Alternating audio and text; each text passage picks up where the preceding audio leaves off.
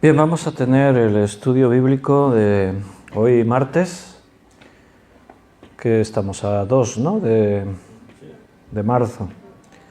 Martes 2 de marzo, y como todos los martes vamos a continuar la serie de estudios bíblicos que nos ocupa en el libro de Hechos. Estamos estudiando el libro de Hechos, es el comienzo de estudiar la historia de la Iglesia. Ahí estamos detenidos en el capítulo 2, ahora ya en la parte final, aunque no vamos a terminar todavía, nos quedarán algunos versículos para ver, pero vamos a estar ahí avanzando un poquito más. Vamos a hacer una oración para pedirle al Señor su dirección. Señor, gracias por esta nueva oportunidad de reunirnos como iglesia. Hoy no solo a través de internet, sino también así físicamente, personalmente. Ahí estamos tus hijos reunidos como una iglesia internacional que se reúne a través de los medios y llegando, Señor, a muchos lugares de la tierra, hasta el último de la tierra, como tú nos mandaste. Por eso, Señor, pedimos tu dirección, porque queremos que todo lo que digamos y hagamos en esta tarde venga de ti, sea guiado por el Espíritu Santo y de esa forma que tu iglesia siga siendo edificada. Muchas gracias por estar con esa paciencia todos los días tratando con nosotros. Ayúdanos, Señor, a ser sabios en medio de un tiempo en el que la sabiduría está ausente, pero ayúdanos a ser la sal de este mundo y ayúdanos a ser luz.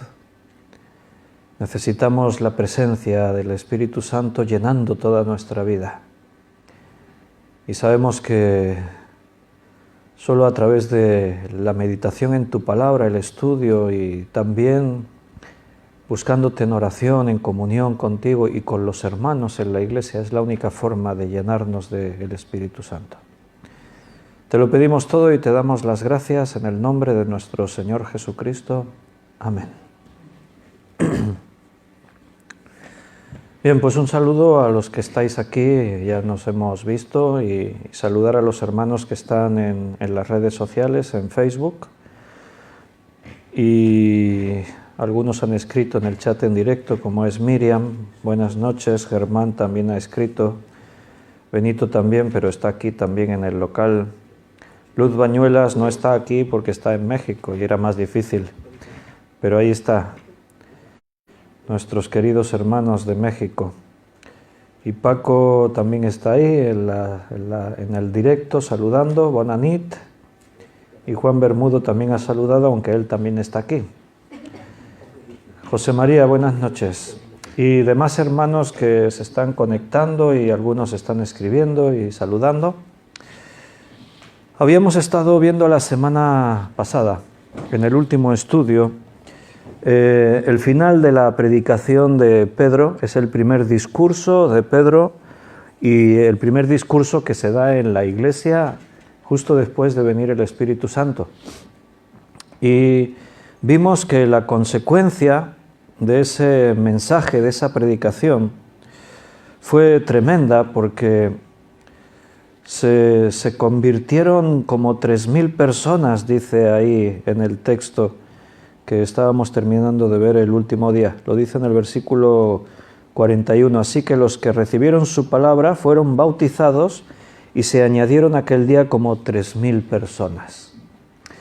Sin duda era un tiempo muy especial, pero no ha sido único en la historia del cristianismo. A veces ha habido conversiones masivas, como pasó aquí en el libro de Hechos, simplemente porque quizás eran lugares donde no se había predicado bien el Evangelio y la gente estaba buscando, estaba esperando. Y cuando alguien predicó, entonces mucha gente de golpe recibió a Cristo como su Salvador porque lo estaban esperando. La Biblia dice que todo el que busca halla, todo el que pide recibe, todo el que llama se le abrirá. Así dijo Jesús. Entonces, 3.000 bautizados en un día es mucha gente.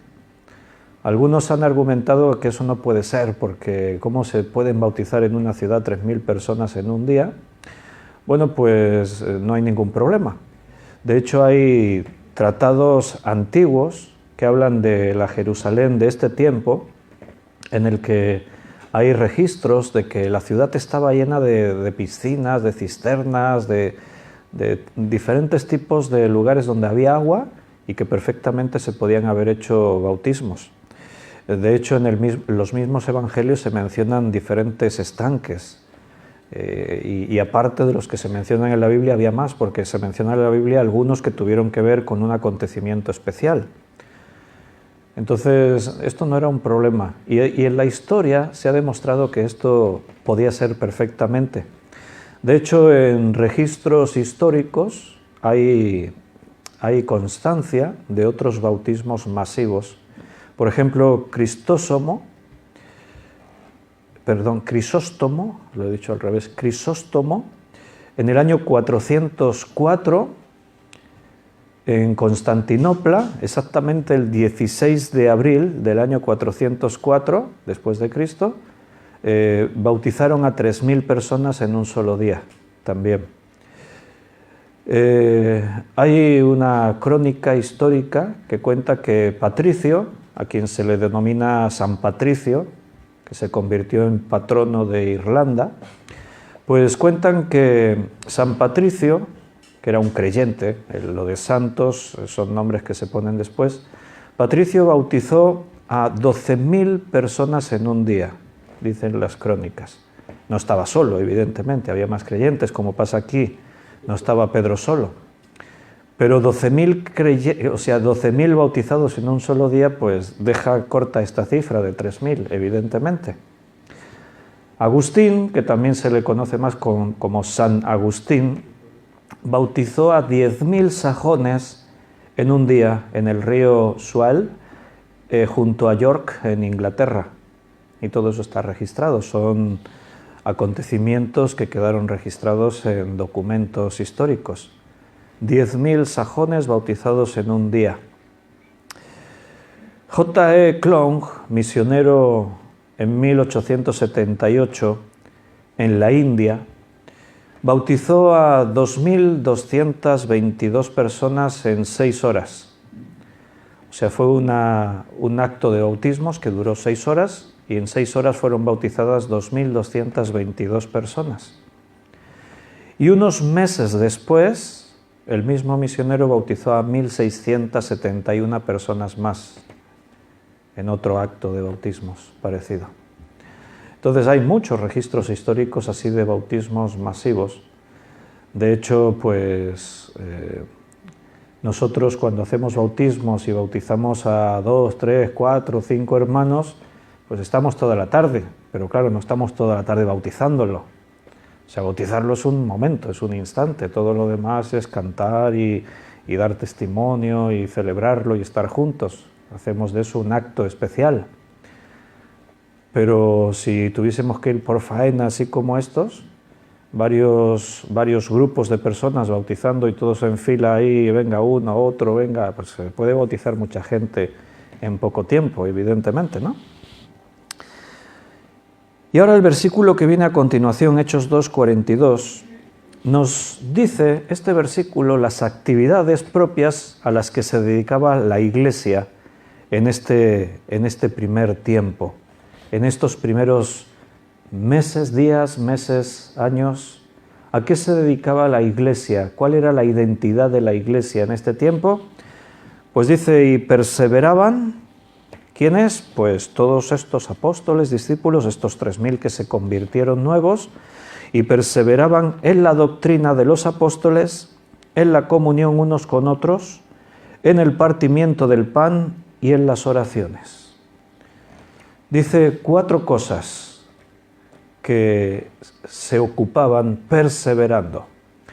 La palabra perseverar es la palabra griega proskartereo. Lo deletreo así, lo digo así para que los que toman nota, proskartereo, con K de kilo, proskartereo, que significa anhelar algo ardientemente, hacer algo constantemente, persistir en algo sin cesar, Por eso se tradujo al castellano como perseveraban. O sea, no es que lo hacían una vez de vez en cuando, no es que lo hacían una vez a la semana, es que perseveraban, lo hacían constantemente, persistiendo en ello, lo anhelaban ardientemente. Claro, una cosa que tú haces así con tanta insistencia es porque la deseas, con ardor, con pasión, porque si no, no lo harías. Y los creyentes amaban estudiar la Biblia, tener comunión unos con otros, partir el pan, tener tiempo para las oraciones. Vamos a hablar de estas 4 cosas fundamentales que son las que nos dan nuestra seña de identidad. Si somos cristianos, tenemos que hacer esto. Si no hacemos esto, es que algo estamos haciendo mal. Estamos estudiando la historia de la Iglesia justo al comienzo. Dijimos que Hechos no terminaba en el capítulo 28, sino que la historia de la Iglesia continuó. Nosotros, cuando terminemos de estudiar Hechos, si Dios quiere, seguiremos estudiando la historia de la Iglesia hasta este momento en el que estamos. ¿Cuánto tiempo nos llevará? No lo sé. Quizás venga el Señor antes. Pero estamos escribiendo la historia todavía nosotros. Nosotros somos parte de esa historia y la estamos escribiendo. Y sin duda, en este siglo XXI se están cumpliendo profecías, se están cumpliendo mandatos que Jesús nos dejó. Recuerda que el mandamiento que Él dejó, y lo hemos visto al principio del libro, fue: y me seréis testigos en Jerusalén, en Judea, en Samaria, hasta lo último de la tierra. Ese fue el mandamiento. El mandamiento del Señor es que prediquemos este evangelio a toda criatura. Eso también lo dijo en Mateo 28 cuando dejó la gran comisión para su iglesia.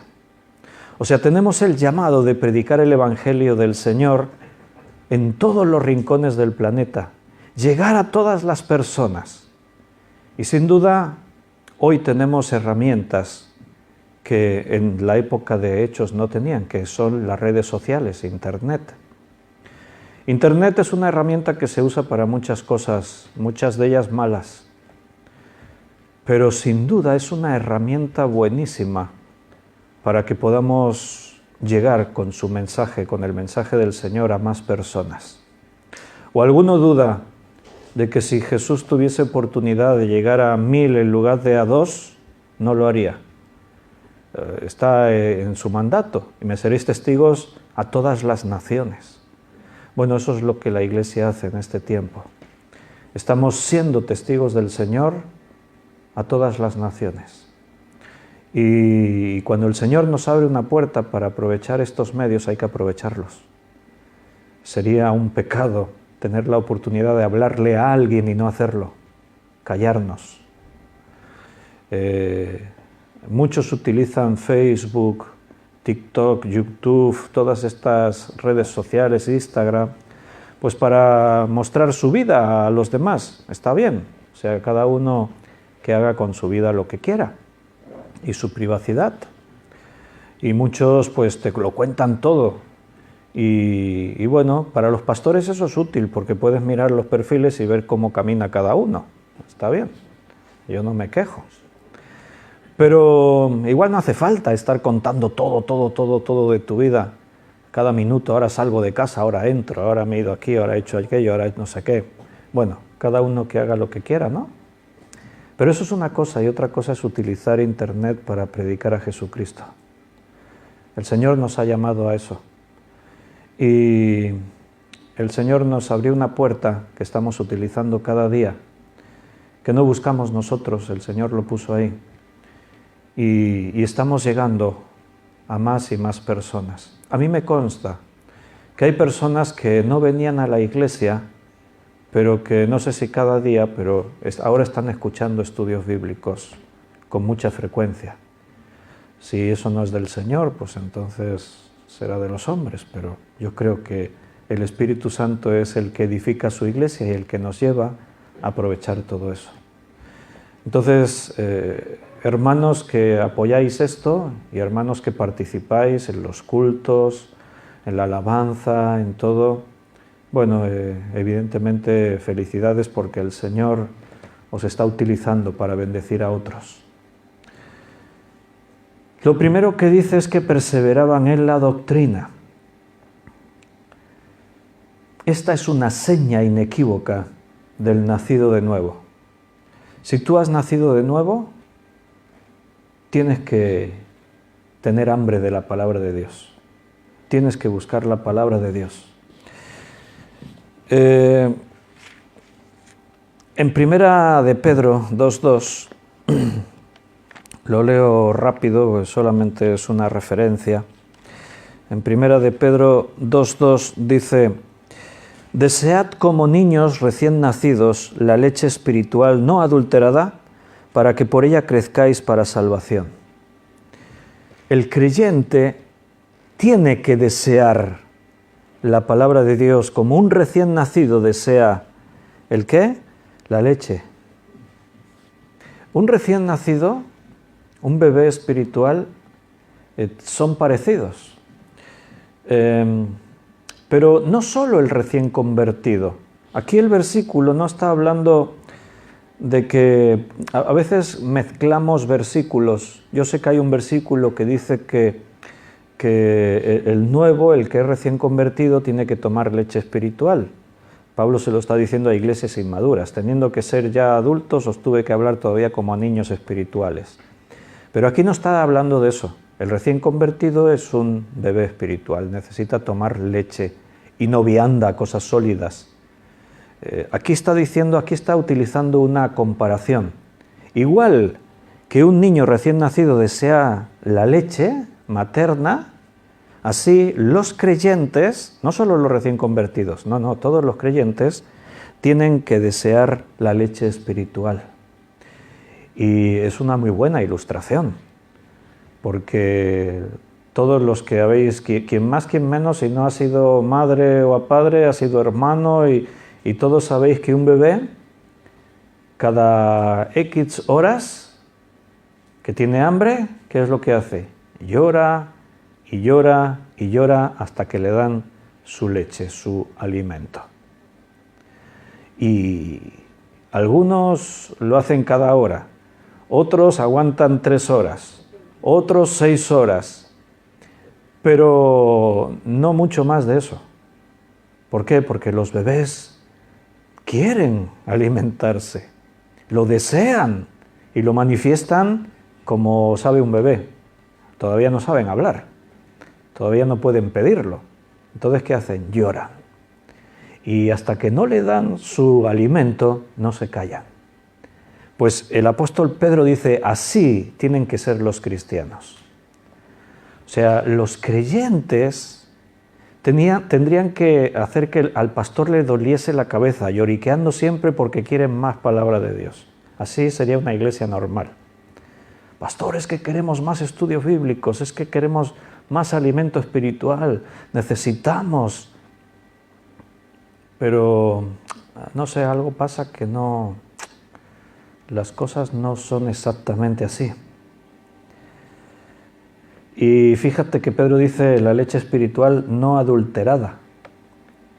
Al bebé hay que darle la mejor leche. Y el creyente busca la mejor leche espiritual, porque hay otras predicaciones adulteradas. No son la sana doctrina. Son enseñanzas que buscan satisfacer la curiosidad del ser humano, entretenernos, predicaciones que no sean muy comprometidas, no vayamos a violentar a los oyentes. Predicación a gusto del consumidor. Pero eso no es posible. La palabra de Dios solo tiene un mensaje y solo se puede predicar lo que la palabra dice. Pero el verdadero creyente desea ese mensaje, lo anhela, lo busca. Y ya sabéis que yo, pues a mí me bendecís mucho, hermanos, porque a mí me causa una gran satisfacción. Realmente me siento bendecido cuando veo que cada día sin falta, ahí siempre hay un buen grupo de hermanos esperando la hora del estudio bíblico para estar ahí juntos, abriendo la Biblia y estudiando. Sin duda, esa es la seña de identidad que muestra que eres un verdadero creyente. Matthew Henry, el autor del comentario que es muy conocido, comentario bíblico Matthew Henry, él dijo una vez: todo creyente que no se interesa en el conocimiento de la palabra de Dios tiene motivos para dudar de si ha nacido de nuevo. Eso dijo Matthew Henry, y no fue por una opinión personal suya, sino porque la palabra de Dios nos muestra eso. Los creyentes que no muestran interés por la palabra de Dios deberían realmente hacer una seria reflexión sobre sus vidas. Deberían detenerse y mirar a ver dónde se encuentra, qué han creído, qué es para ellos la vida cristiana, qué significa la iglesia para ellos. Creo que hay una profunda crisis de identidad espiritual en este tiempo que nos toca vivir. Y lo digo realmente con todo conocimiento de causa. La iglesia en este tiempo está en una muy seria crisis espiritual de identidad. La mayoría de cristianos han entendido la iglesia como algo más añadido a sus vidas. Y las actividades que se hacen en la iglesia, pues se busca que sean lúdicas, que entretengan. Queremos hacer cosas que nos gusten, atractivas, cosas que... Y no podemos perder de vista lo que formaba parte de la vida de la iglesia auténtica, verdadera. Ahora estamos al principio de Hechos y avanzaremos más, iremos viendo todas esas cosas, pero un poquito más adelante, como la multitud de los nuevos creyentes no paraba de aumentar y de crecer, también aumentaban necesidades. Una de ellas era el atender a los necesitados, a las viudas principalmente, que eran las más desprotegidas en ese tiempo, viudas, huérfanos, pobres que no tenían qué comer. Y la iglesia de pronto se está llenando de nuevos hermanos y muchos de esos nuevos hermanos vienen con muchas necesidades. Entonces forma parte del espíritu cristiano que si tú ves a tu hermano en necesidad, hagas lo que sea para ayudarle. Entonces la iglesia se vuelca en ayudar a estos hermanos necesitados. Eso también es una seña de identidad cristiana, el tener ese carácter como el de Cristo compasivo, un carácter que ve las necesidades y se pone en acción. Pero quiero recordarte algo a lo que ya llegaremos, pero ahora el tema es este: y perseveraban en la doctrina, en el estudio bíblico, en la palabra. Y llega un momento en el que los apóstoles de pronto reflexionan y dicen: un momento, vamos a detenernos, tenemos que hablar, porque se dieron cuenta que su tiempo se estaba empezando a invertir más en atender a los necesitados, en dar consejos, en empezar a hacer otras cosas que no era predicar la palabra de Dios. Y dijeron los apóstoles: vamos a escoger a unos diáconos para que atiendan estas necesidades y nosotros no nos descuidemos en la predicación de la palabra y en las oraciones. Podemos descuidar otras cosas. Claro, lo ideal sería que no descuidemos nada, pero la Biblia nos enseña un principio de lo que es prioritario. O sea, ¿cuáles son las prioridades en la iglesia? Hay un orden en las prioridades. Y arriba de todo está la predicación de la palabra y las oraciones. Todo lo demás viene detrás. Bueno, ¿cuántas iglesias cristianas tienen la prioridad en sus actividades la predicación de la palabra y las oraciones? ¿Cuántas? Pues en este tiempo no hay muchas. Más bien escasean. Son muchas actividades. Y las cosas que más gustan son a las que más tiempo se les dedica. Sin duda la música es protagonista en las iglesias. A nosotros nos encantan las alabanzas y tenemos un grupo de música formidable. Y participamos con hermanos de otros lugares. Ahora los hermanos de las iglesias de Cristo me estaban volviendo a pedir a ver si queremos colaborar con alabanza en las actividades de Semana Santa, que se van a seguir haciendo por internet, claro, porque no hay mucha posibilidad de hacerlo físicamente, y nos encanta compartir alabanza con los demás, es una seña de identidad del cristiano también, la alabanza, la alegría. Hoy no vamos a llegar, pero vamos a ver la próxima semana. Aquí estamos viendo las actividades a las que se dedicaba la Iglesia, pero la semana que viene veremos esas partes del carácter cristiano que lo describen los versículos siguientes. Y una de ellas es la alegría. Dice que comían juntos con alegría y sencillez de corazón. Buscar al Señor, buscar la unidad, alabar a Dios, todo eso son señas de identidad. Pero todo eso está en segundo plano. Lo primero, a lo que no nos podemos descuidar, a lo que no le podemos robar tiempo, los apóstoles dijeron, no nos descuidemos. Y era por hacer obra social. Hoy en día hay iglesias que se han volcado 100% a la obra social. Pero si la obra social está por encima de la predicación de la palabra, del estudio bíblico, de perseverar en la doctrina, entonces se está haciendo mal. Lo más importante es la predicación de la palabra. Todo lo demás depende de esto. Si no enseñamos la palabra, si no tenemos el estudio bíblico en el nivel que se merece y que el Señor nos ha enseñado, todo lo demás no va a tener su correcto sentido. No vamos a poder tener el fruto que deseáramos.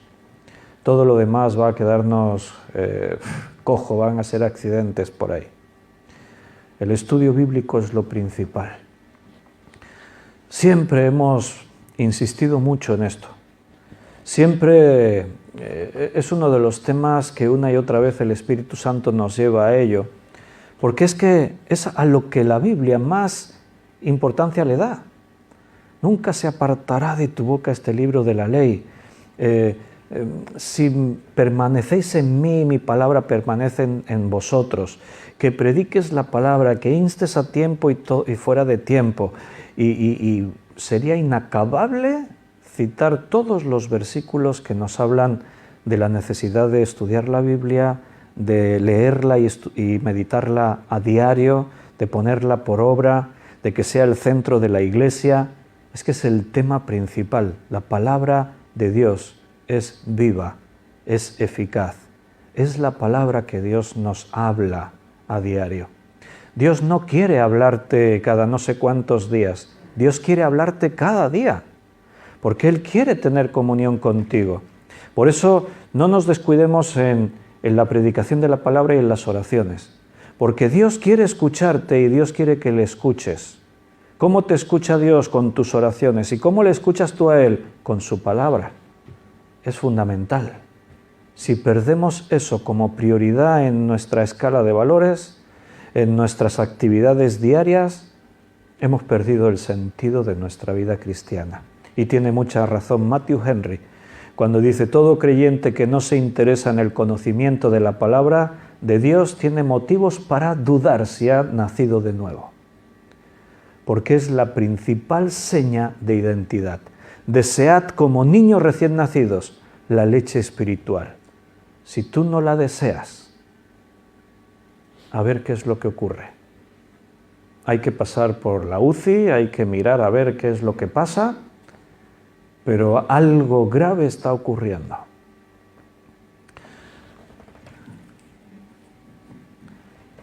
Quizás es que vivimos en un tiempo que hay demasiadas distracciones, dejamos que el mundo nos seduzca.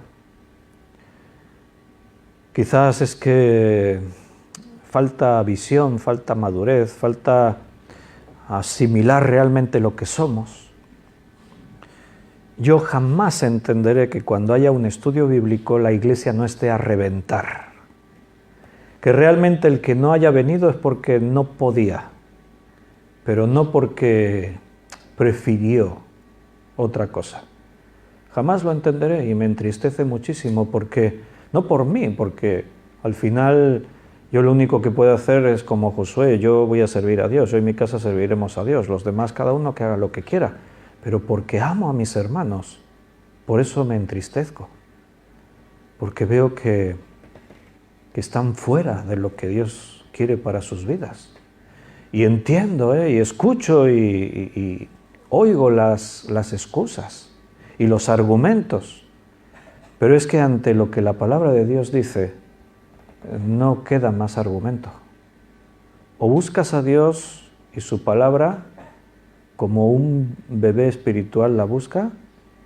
Claro, algunos dirán, no, pero es que yo ya escucho estudios bíblicos en casa, hay predicadores que me gustan mucho. Sí, no, pero es que estamos hablando del concepto iglesia.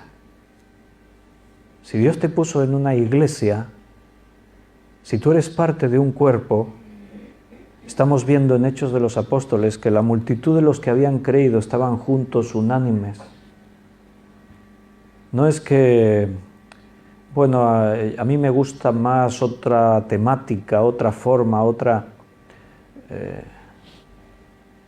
si no te gusta la iglesia en la que estás, vete a una que te guste, pero sé parte del cuerpo donde Cristo te puso. Y lucha con tus hermanos para hacer la voluntad de Dios, y su voluntad es que lo primero en nuestras vidas es que perseveremos en el estudio bíblico, en la doctrina de los apóstoles. Los apóstoles eran los maestros en ese tiempo, eran los que habían estado con Jesús, eran los más idóneos para enseñarles a los miembros de la iglesia todas las palabras que Jesús dijo, todas las enseñanzas que Él dejó. Los apóstoles eran los que tenían el encargo de parte del Señor de estar predicando esa palabra, de estar instruyendo, de estar haciendo discípulos. Y ahora en la iglesia la palabra de Dios dice allí en Efesios que Cristo ha constituido pastores y maestros para que sigan enseñando esa palabra en la iglesia, a fin de que la iglesia sea edificada, para edificar la iglesia. La palabra doctrina, cuando dice y perseveraban en la doctrina, no es una palabra pasiva, sino activa. Lo que está diciendo ahí es que tienes que dedicar tiempo y tienes que prestar atención a lo que se enseña de la palabra. Esto es lo que hacían los creyentes en este tiempo. Ellos dedicaban tiempo y prestaban atención a lo que los apóstoles enseñaban. Dedicar tiempo. Prestar atención. ¿Cuánto tiempo dedicas cada día a escuchar la predicación de la palabra? ¿Cuánto tiempo dedicas cada día a estudiar la palabra? El cristiano siempre tiene que seguir creciendo, siempre. No vale decir, es que yo ya llevo 40 años estudiando la Biblia, ya es suficiente, ya me lo sé todo. No. Porque la Biblia no es una palabra muerta, no es un libro que tiene una serie de temáticas y cuando ya te las estudiaste todas, pues ya está, no tienes que hacer nada más. Ya te dan tu diploma con sobresaliente en conocimientos bíblicos y ya te puedes dedicar a otra cosa. No, la palabra de Dios es viva. O sea, Dios nos sigue hablando cada día a través de la predicación de su palabra. Por eso necesitamos seguir perseverando en ella. En Proverbios 4, 18 dice, mas la senda de los justos, el camino de los justos, es como la luz de la aurora, que va en aumento hasta que el día es perfecto. Aún no hemos llegado al día perfecto. Pablo decía, y no pretendo haberlo alcanzado ya, sino que prosigo al supremo llamamiento en Cristo Jesús. Él dejaba lo que había quedado atrás, él ya lo dejaba, que no fuera una carga, y se extendía a lo que estaba delante.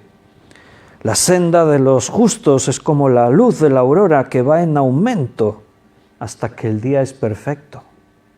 Por la mañana sale el sol y el amanecer, pero el sol no se detiene, no se para.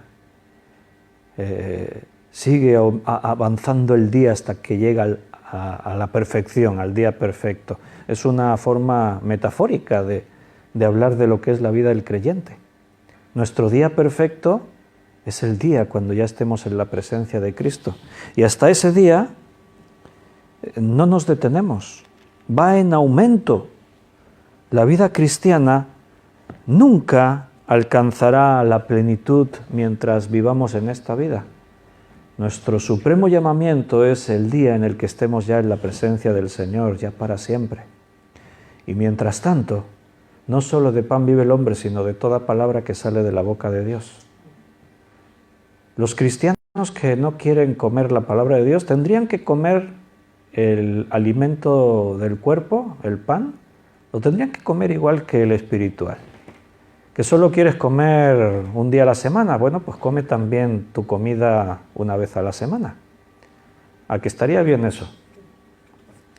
Bueno, entonces sí que no iba a hacer falta dietas, ni gimnasios, ni nada. Iba a haber... la gran mayoría de creyentes iban a ser unos figurines, igual demasiado. Iban a ser ya un poco esqueléticos. Íbamos a tener ahí problemas de salud graves. Porque algunos creyentes no tienen hambre por la palabra y no la comen. La comen pues por obligación.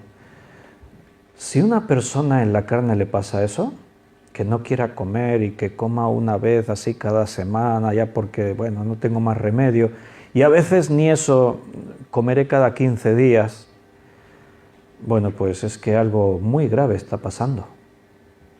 Algo muy grave está ocurriendo.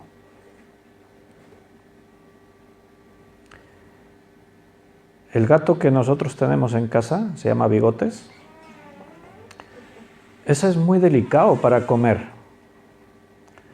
O sea, él come su pienso. Ese es su alimento básico. Y no le gustan otras cosas. O sea, su pienso. Cuando no tienen el cacharrito y tiene hambre, lo pide. Pero su pienso. Le pones, a veces hay comida de estas de lata, así de estas jugosas, que tú la abres y te dan ganas de comértela porque huele bien. Y dices, estos animales comen cosas que... Esto tiene que estar bueno, no lo he probado nunca, pero tiene que estar bueno. Se lo pones, llega allí, hace así, huele, se va. Dices, qué delicado, macho. ¿Qué buscas? ¿Qué esperas, no? A veces, otra cosa que le gusta aparte del pienso es el jamón dulce, pero el de la marca Lidl. Si tú le das de otra marca, no lo quiere. O sea, cuando estamos a veces cenando y abrimos un paquete, él detecta rápidamente el ruido de paquete de jamón dulce y viene corriendo. Entonces se me sube por el lado, me pone así las zarpas aquí, se estira para decirme, estoy aquí. Y entonces yo digo, hoy no hay de jamón dulce que te gusta. Y pruebo. Digo, bueno, a lo mejor, y se lo doy. Hace así, lo huele, se va. Y es jamón dulce bueno, Casa Tarradellas, jamones... No, no es el que a él le gusta. Y cuando pilla del que le gusta, se lo come. Pero se come 1 o 2 trocitos. Como le des un tercer trocito, ya lo huele y ya se va. Y yo a veces pienso, menos mal que el pienso le gusta. Bueno, y digo, a lo mejor no es que le guste, es que, o sea, yo tengo mis meditaciones personales, ¿no? Y yo pensaba, es curioso cómo el Señor puso en los seres vivos el instinto de supervivencia. Porque igual que no le gusta el jamón dulce, que no le gusta cualquier manjar que le pongas, pues podría dejar de comer, pero si deja de comer se muere. Pero no, él come su pienso. Cada vez que tiene hambre, va y come su pienso. ¿Por qué? Porque es un mecanismo de supervivencia que Dios puso en el instinto de todo ser vivo, de todos los animales. Y los bebés humanos son la señal más gráfica de que eso es así. Cada vez que el bebé tiene hambre, llora. Bueno, pues, si sois creyentes, tenéis que ser como un bebé que desea la leche espiritual. Más claro, debemos considerar que hemos perdido el día. Alguien dijo esta frase.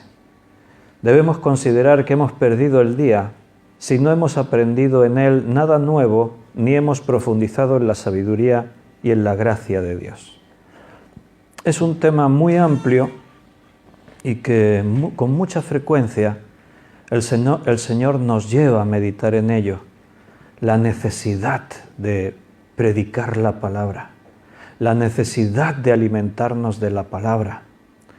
La identidad del creyente es no perderse un estudio bíblico, tener la palabra de Dios de día y de noche en su boca, en su meditación, comerla y no saciarse nunca.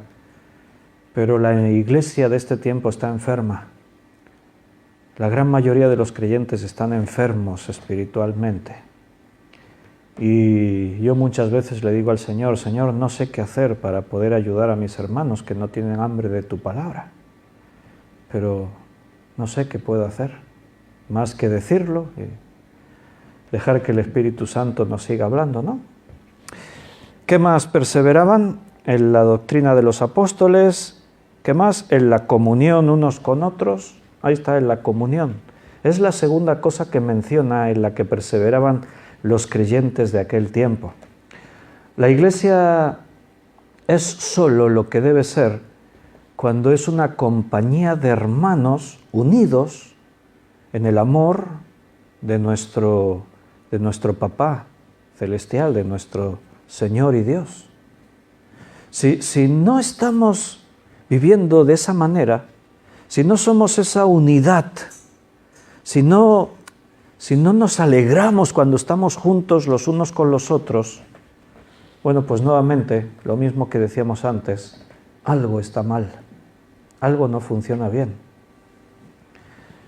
El gozo del creyente es estar con sus hermanos. Es una necesidad innata que sale dentro de ti cuando crees en el Señor Jesucristo.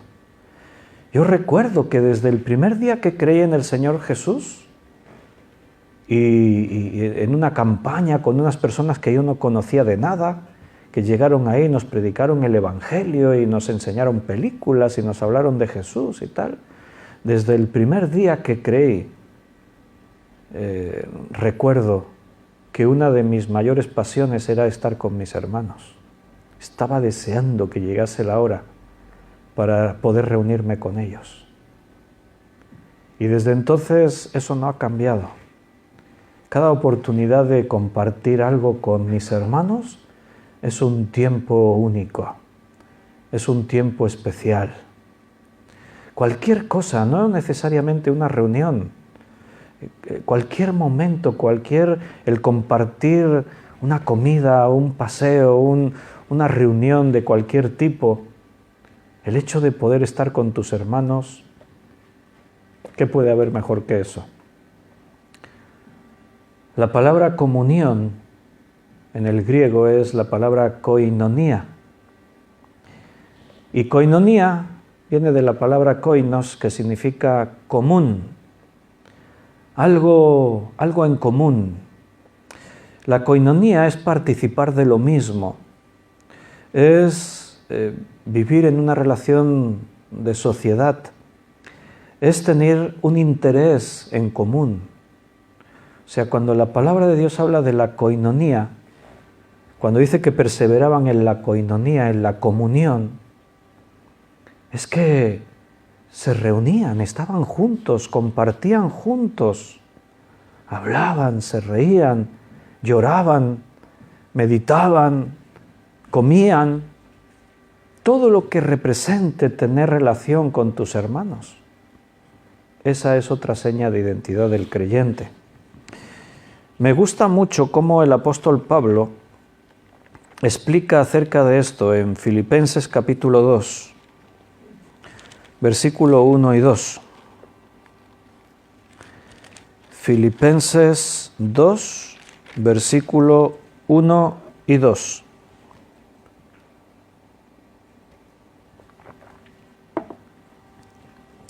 Por tanto, si hay alguna consolación en Cristo, si hay algún consuelo de amor, si alguna comunión del Espíritu, si algún afecto entrañable, si alguna misericordia, completad mi gozo, sintiendo lo mismo, teniendo el mismo amor, unánimes, sintiendo una misma cosa.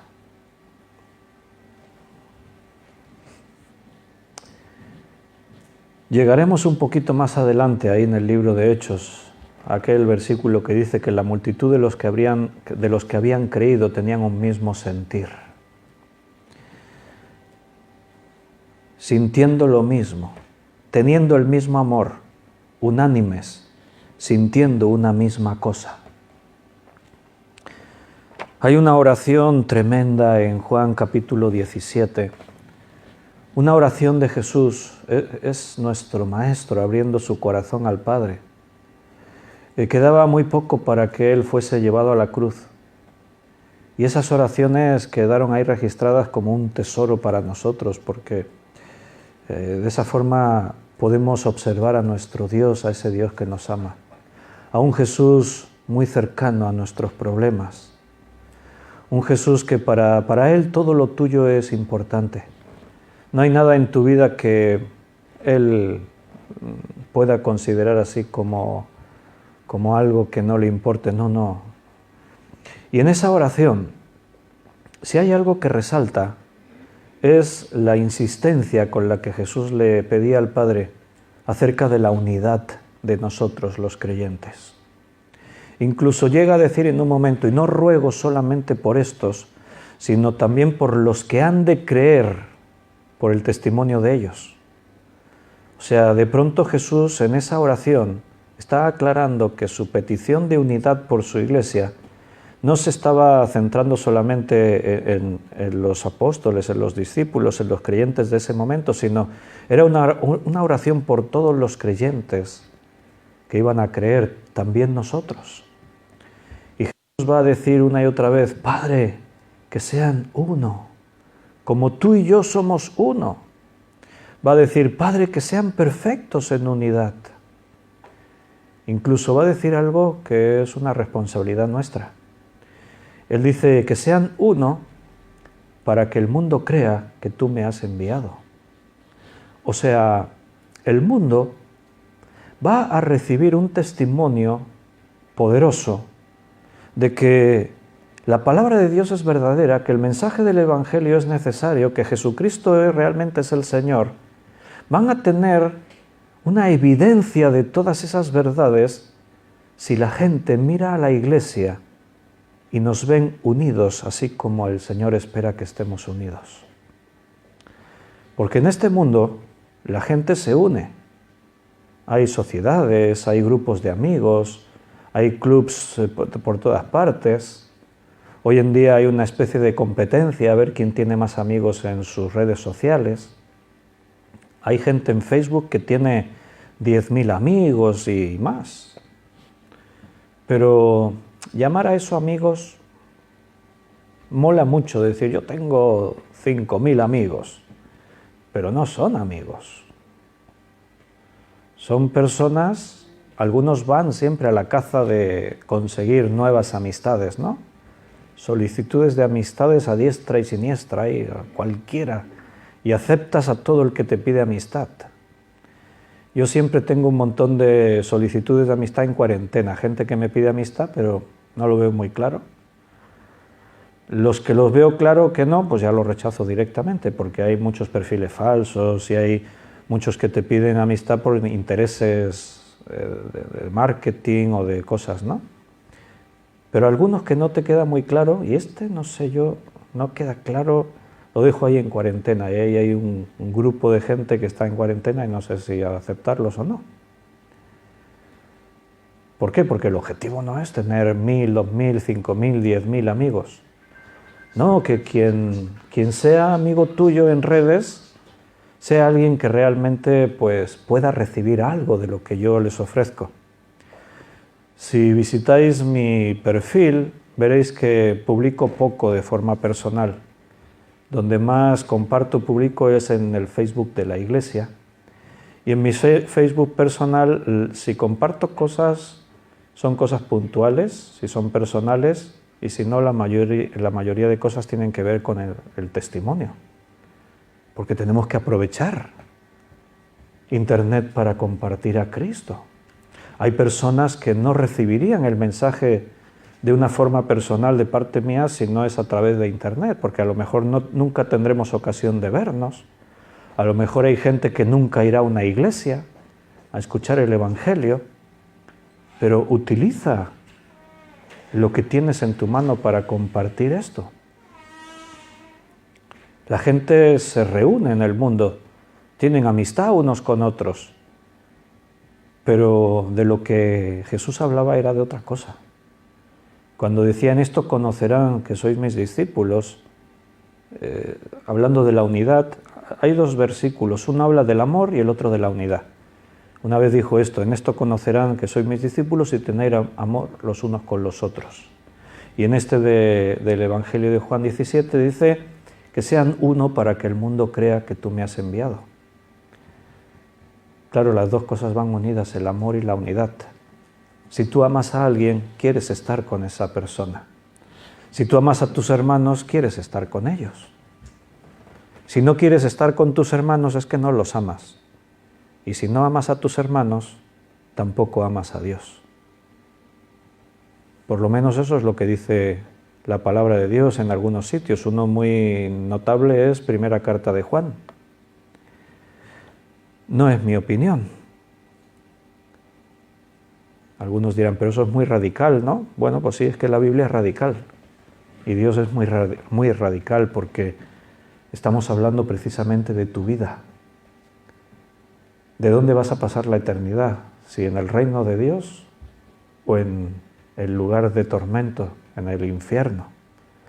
Entonces, como que el tema es tan grave, pues Dios tiene que ser muy radical y hablarnos de una forma muy clara.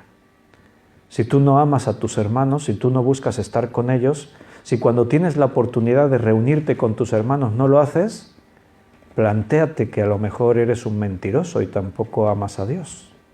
Juan lo dice así. Cualquiera que dice que ama a su hermano, cualquiera que dice que ama a Dios y aborrece a su hermano es un mentiroso. Y ese es el versículo más fuerte, pero después hay otros más suaves, que hablan del amor por los hermanos. Y que si no estamos amando a los hermanos, pues que tenemos que plantearnos a ver dónde estamos. Perseveraban en la doctrina, perseveraban en la comunión, perseveraban, tercera cosa, en el partimiento del pan. Y esto tiene que ver con la comunión también, porque el partimiento del pan tenía que ver con tiempo de comunión. Pero dice el partimiento del pan, lo diferenciamos. ¿Qué quiere decir el partimiento del pan? Bueno, el recordatorio de lo que Jesús enseñó cuando partió el pan y cuando les dio la copa. Digo que tiene que ver con la comunión porque el partimiento del pan en este tiempo solía hacerse durante una cena de los hermanos o una comida. Era lo que llamaban como ágapes cristianos, ágapes, comidas de amor. Un ágape, la palabra ágape es amor. Y eran comidas de amor, ágapes de estar juntos compartiendo los alimentos. Y al llegar a un momento dado de esa comida o de esa cena, entonces es cuando partían el pan y tomaban de la copa recordando lo que Jesús había hecho y lo que Él había instituido. Él instituyó la Santa Cena. Entonces ellos, los creyentes, perseveraban en partir el pan. En el griego, esta frase, en el partimiento del pan, en el griego es tei klasei tou ortou. Es la frase en griego. Y esa palabra partimiento, klasei, partir, klasis, es una palabra antigua que en la Biblia solo aparece 2 veces y las 2 veces las usa el apóstol Lucas. El evangelista Lucas. No era apóstol, el evangelista Lucas. Una es esta, la que aparece aquí, en el partimiento, klasei. Y otra vez la usa en el Evangelio que él escribió, capítulo 24, versículo 35. Lucas 24, 35. Entonces ellos contaban las cosas que les habían acontecido en el camino y cómo le habían reconocido al partir el pan.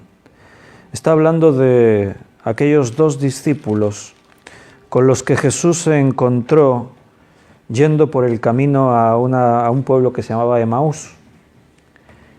Y cuando Jesús desaparece de sus ojos, ellos reconocen. Dice, ¡guau! ¿No ardía tu corazón cuando nos contaba todas estas cosas? Y dice que le reconocieron, ¿no? Cuando les contaba de las Escrituras y al partir el pan. Pues solamente 2 veces en la Biblia aparece esta palabra, es una palabra antigua. Ahí la palabra partir en la Biblia aparece otras muchas veces, pero originalmente la palabra griega es otra, que significa partir, pero no es esta. Curioso que Lucas utilizase esta palabra partir para hablar de lo que Jesús hizo al partir el pan, que representaba partir su propio cuerpo. En esas comidas de amor, ellos celebraban lo que nosotros llamamos la Santa Cena, porque fue en una cena cuando Jesús la instituye, la última cena. Él les enseña a los discípulos y les dice, cada vez que partáis el pan y tomáis de la copa, hacedlo en memoria de mí. Es un recordatorio, utilizando 2 símbolos para recordar que Cristo murió por nosotros. Los primeros creyentes perseveraban en este recordatorio. Es algo que nunca podemos olvidar, lo que Jesús hizo por nosotros. Siempre tiene que estar en nuestra mente, en nuestra memoria, en nuestra boca. Cristo se entregó, dio su cuerpo fue molido, fue partido por mí. Él derramó su sangre por mí. Nunca podemos dejar de recordar esto. Sabemos que lo hacían de esta manera, consistían en estas comidas, y dentro de estas comidas partían el pan por algunas referencias, por ejemplo, como lo que pasaba en la iglesia de los Corintios. En la iglesia de los Corintios, en esta ciudad de Corinto, los hermanos pues habían llevado a cometer abusos dentro de estas comidas fraternales, de estos ágapes de amor, ágapes cristianos. Y Pablo les tiene que poner en orden. En 1 Corintios 11, el versículo 20 dice, cuando pues os reunís vosotros, esto no es comer la cena del Señor. ¿De qué está hablando? Se reunían para comer juntos y dentro de esa comida partir el pan y tomar la copa, pero aquello se había convertido ya en otra historia. Ahí se reunían para comer, para saciarse. Y Pablo dice, el que tenga hambre que come en su casa.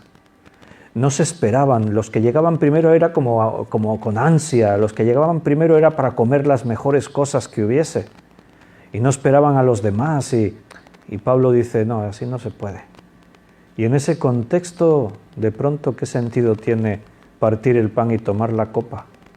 Por eso él va a hablar que algunos estaban comiendo del pan y de la copa indignamente.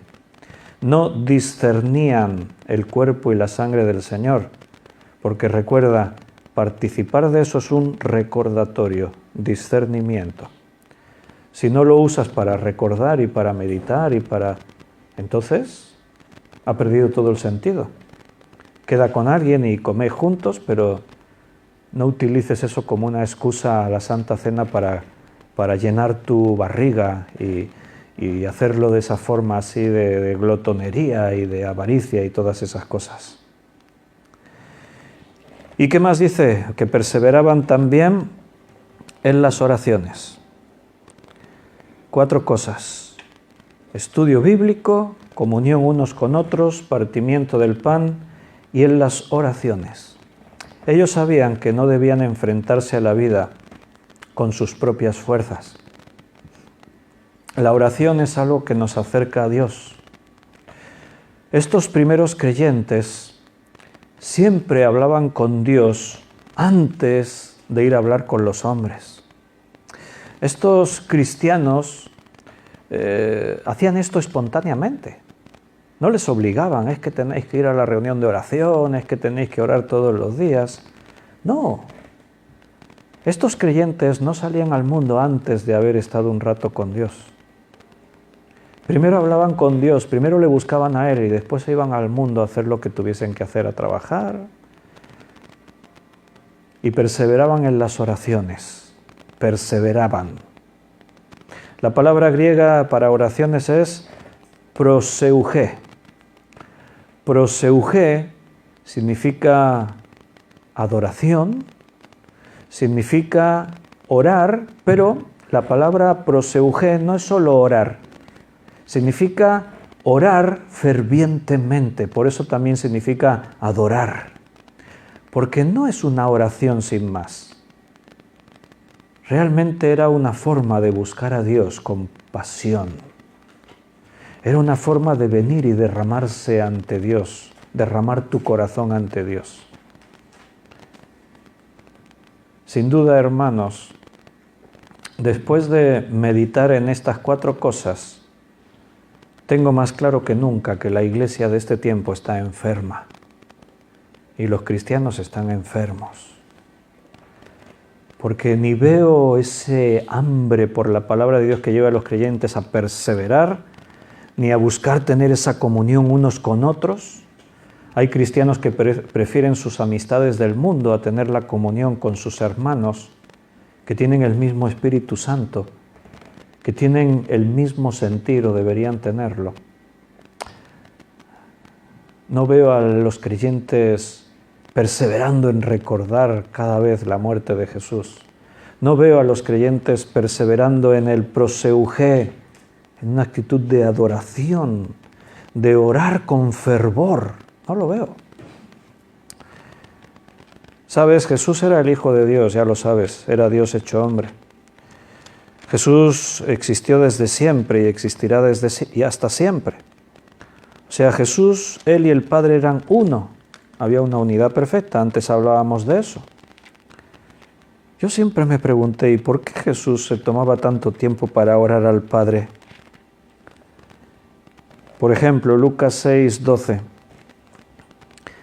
En aquellos días Él fue al monte a orar y pasó la noche orando a Dios. ¿Cuándo fue la última vez que pasaste una noche entera orando a Dios? ¿Lo has hecho alguna vez? ¿Irte al monte, a un lugar solitario, estarte toda la noche orando a Dios? Jesús lo hacía.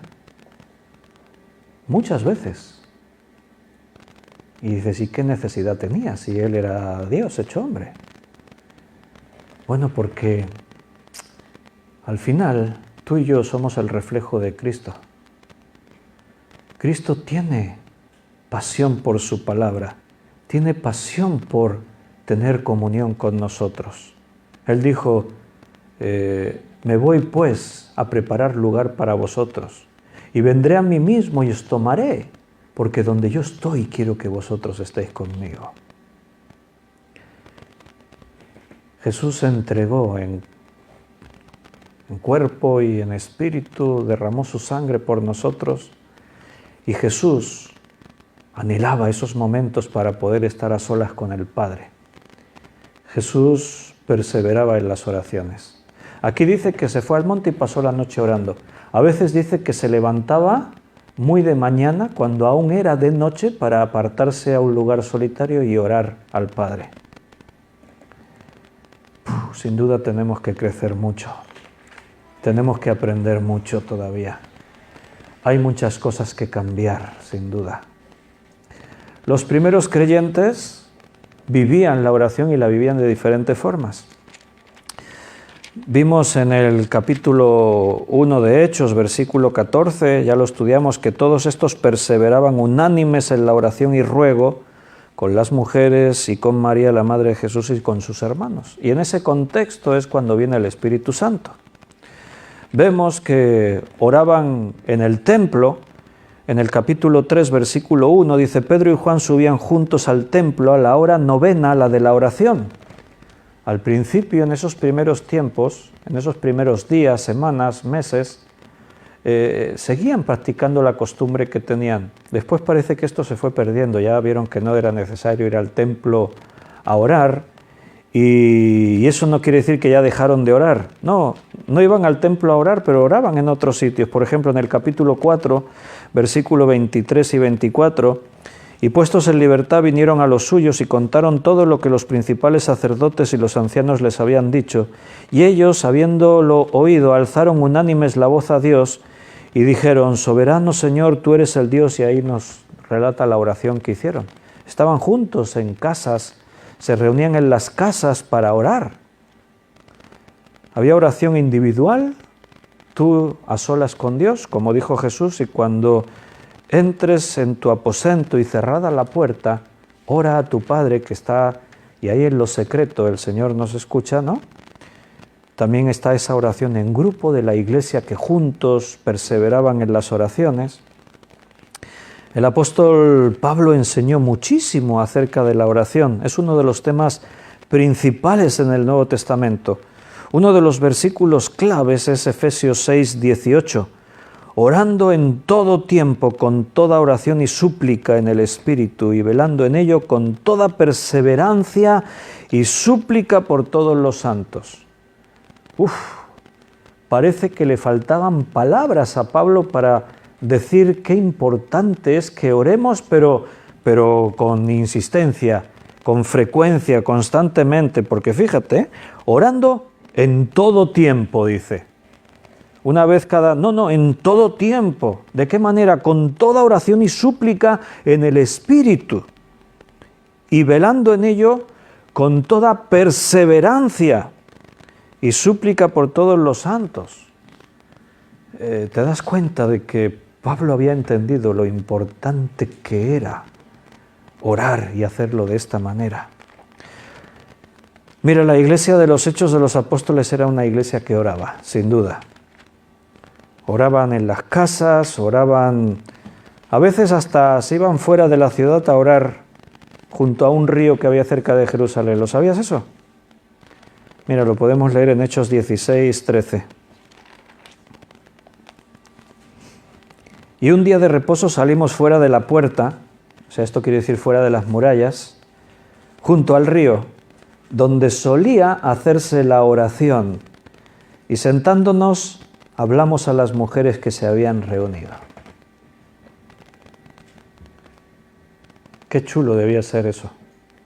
Qué envidia sana, claro.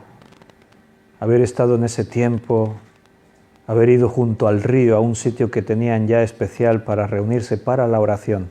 O sea, la forma en la que lo dice es que ya había un lugar habitual donde los creyentes iban a juntarse para orar. Y no es que había un día a la semana a la hora tal, no, es que tú ibas en cualquier momento del día a ese lugar y allí había creyentes orando. Este día que fueron ellos, fueron Pablo y Silas, se encontraron ahí con un grupo de mujeres que estaban orando. Una vez me reuní una vez que fui a una reunión de pastores y llegamos a una hora y justo había acabado la reunión de oración en la iglesia en la que fuimos para reunirnos los pastores y nos lo dijo el hermano. Sí, no, estas hermanas que había aquí es que ya se van, han estado en la reunión de oración. Y alguien preguntó, ¿y cuántos han venido? Porque solo había 2 hermanas que se iban.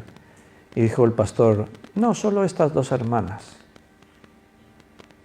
Y yo pensé, Señor, qué pena.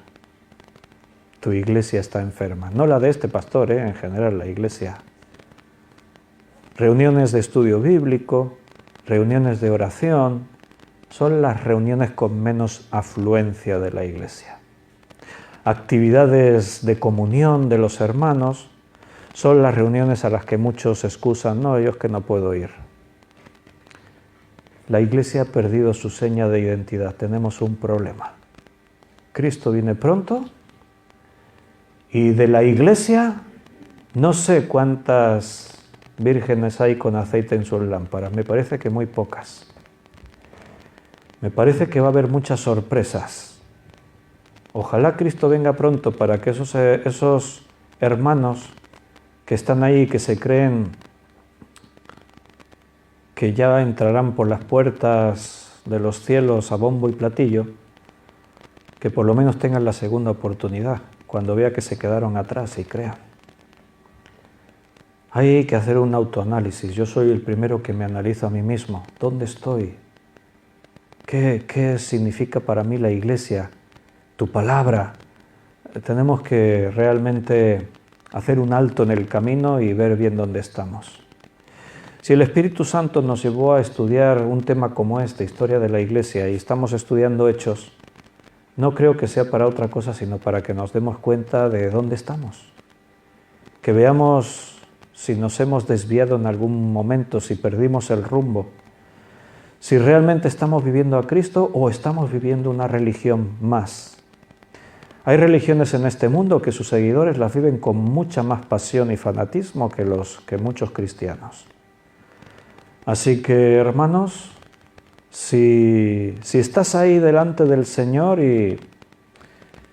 y buscas estas cosas, lucha también por otros hermanos que no buscan esto. El próximo día vamos a ver esas características que dicen los versículos siguientes. Habla de que la iglesia de Hechos era una iglesia reverente, era una iglesia en la que sucedían cosas, era una iglesia solidaria, era una iglesia que daba culto a Dios, era una iglesia feliz, con gente simpática. Todo eso lo vamos a ver el próximo día, pero hoy nos tenemos que despedir ya porque se nos ha hecho la hora. Y los hermanos que han venido aquí al lugar, vamos a tener un tiempo para orar juntos. Yo lo digo, lamento tanto que algunos hermanos que yo sé que desearían venir y no pueden. Lo siento tanto que no podáis estar aquí algunos, porque para mí es un momento único, especial. Cuando ahora nos sentamos así en corro y nos estamos viendo los unos a los otros y de pronto sentimos el peso del Espíritu Santo en nuestras vidas de orar por esto, por esto, por esto. Y algún hermano comparte, orad por mí, hermanos. O alguno comparte, mira, este hermano que está así, estos hermanos por los que estamos orando. Y ese momento de estar así juntos orando es único. Qué pena que algunos se lo tengan que perder. Pero yo sé que algunos están aquí en espíritu. Gracias, hermanos, los que estáis ahí en el directo de Facebook. Si Dios quiere, nos vemos mañana miércoles a las 8 de la tarde. Si Él nos lo permite, seguiremos perseverando en estas cosas. Y los demás, oramos como hacemos cada